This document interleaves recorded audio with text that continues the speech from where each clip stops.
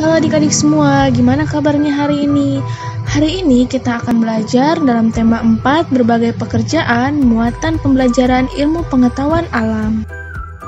Dampak pemanfaatan sumber daya alam yang tidak terkontrol. Nah, kita perhatikan gambar di samping ya. Apa itu eksploitasi? Eksploitasi merupakan kata yang sering digunakan untuk menggambarkan sesuatu hal yang dilakukan secara berlebihan. Nah, salah satu sumber daya alam yang dieksploitasi adalah hutan.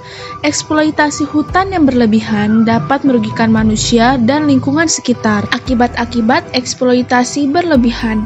Yang pertama, berkurangnya oksigen di muka bumi karena banyak sekali pohon-pohon yang ditebang. Nah, yang kedua, suhu bumi semakin meningkat atau global warming. Nah, di sini banyak banget ya pohon-pohon yang dibakar, cuaca semakin panas. Itu salah satu akibat dari eksploitasi hutan yang berlebihan. Lalu yang ketiga, rawan terjadi bencana alam, misalnya banjir dan tanah longsor. Lalu yang keempat, berkurangnya sumber makanan dan hilangnya habitat hewan. Kasian ya, banyak sekali pohon-pohon yang ditebang, yang mengakibatkan banyak hewan-hewan tidak memiliki tempat tinggal. Nah, kalau tadi kita belajar tentang eksploitasi hutan yang berlebihan, sekarang kita akan belajar tentang manfaat sumber daya hutan. Nah, yang pertama sebagai penghasil oksigen dan udara bersih, yang kedua mencegah terjadinya bencana alam seperti banjir dan longsor, yang ketiga sebagai tempat wisata dan rekreasi, keempat sebagai habitat berbagai macam tumbuhan, dan yang terakhir sebagai tempat penyimpanan air tanah bagi makhluk hidup. Wah, ternyata banyak sekali ya manfaat dari sumber daya hutan adik-adik. Lalu, bagaimana cara kita melestarikan hutan? Nah, yang pertama, menebang pohon yang sudah tidak produktif. Lalu yang kedua, mencegah adanya penebangan hutan secara liar. Nah, ini adalah salah satu cara kita melestarikan hutan supaya hutan kita tidak gundul. Lalu, selanjutnya, memanfaatkan sumber daya alam di hutan secara bijaksana.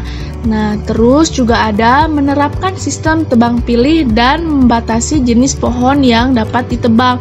Nah, jadi di sini kita dapat memilih pohon mana yang akan kita tebang dan tidak semua jenis pohon dapat ditebang secara bersamaan. Lalu yang terakhir melakukan reboisasi. Jadi jika kita menebang satu pohon, maka kita harus menanam satu pohon. Pengelolaan sampah dan barang bekas.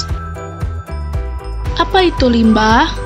Limbah adalah buangan yang dihasilkan dari suatu proses produksi baik dari industri maupun rumah tangga. Limbah terbagi dalam dua macam, yaitu sampah rumah tangga dan sampah industri. Nah, sampah dibagi dua macam juga, ada sampah anorganik dan sampah organik. Sampah yang di sekitar kita perlu dikelola dengan baik agar tidak berdampak buruk bagi lingkungan sekitar dan kesehatan masyarakat. Pengelolaan sampah dan barang bekas.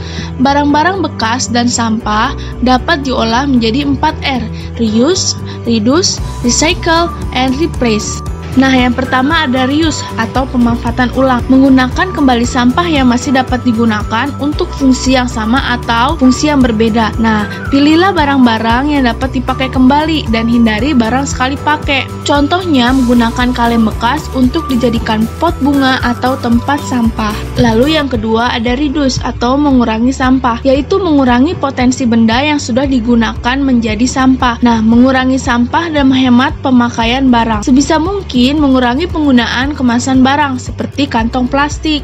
Nah, contohnya itu membawa botol minum sendiri daripada membeli air minum dalam kemasan. Lalu yang ketiga ada recycle atau mendaur ulang.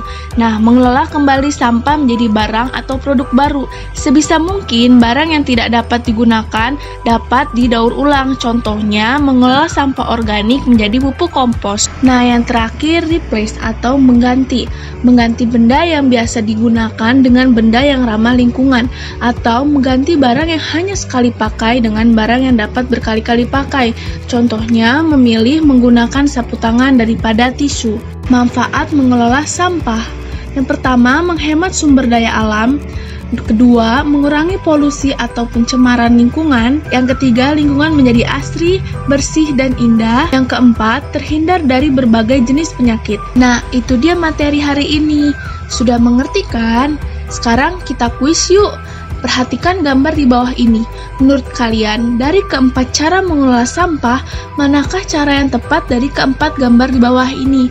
Nah, kalian komen ya, yang mana menurut kalian cara yang cocok dari keempat gambar di bawah ini. Jangan lupa di komen, di like, di subscribe ya. Sampai jumpa.